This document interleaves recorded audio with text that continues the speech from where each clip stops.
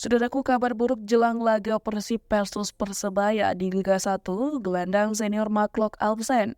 Pelatih Persib Bandung Bojan Hodak putar otak siapkan skema baru.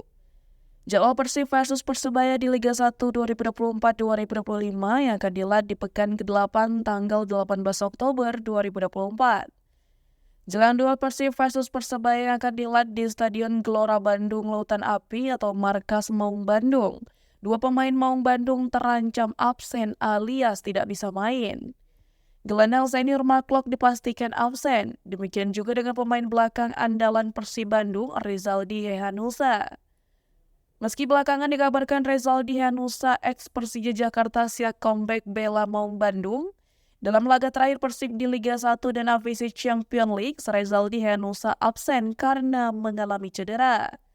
Kabar baik juga datang dari Gustavo Franca.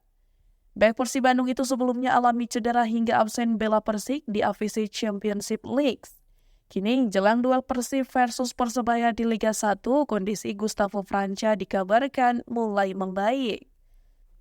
Melalui laman resmi Persib pada Senin 14 Oktober 2024, pelatih Persib Bojan Hodak menyebut Gustavo Franca dan Muhammad Rizaldi Hehanussa masih menjalani program individual bersama fisioterapis tim.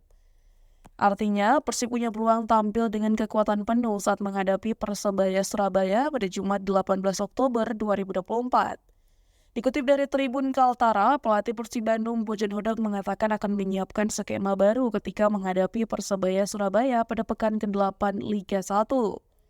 Menurut Bojan Hodak, perubahan skema ini tidak terlepas dari absennya gelandang senior Mark yang juga ingin mencoba taktik anyar. Selain tanpa kehadiran Mark Persib Bandung juga diprediksi belum bisa diperkuat Rizaldi Hehanussa yang masih belum siap untuk diturunkan. Meskipun demikian, Persib Bandung sudah bisa menurunkan dua pemain asal Brazil, yakni Gustavo Franca serta David Da Silva yang kini kondisinya semakin membaik. Diketahui kini Persib Bandung ingin kembali ke jalur kemenangan setelah pekan terakhir harus puas dengan hasil imbang ketika ditahan tuan rumah Madura United 2-2 pada pekan ke-7. Pertandingan menghadapi Persebaya Surabaya nantinya diyakini tidak akan berjalan dengan mudah.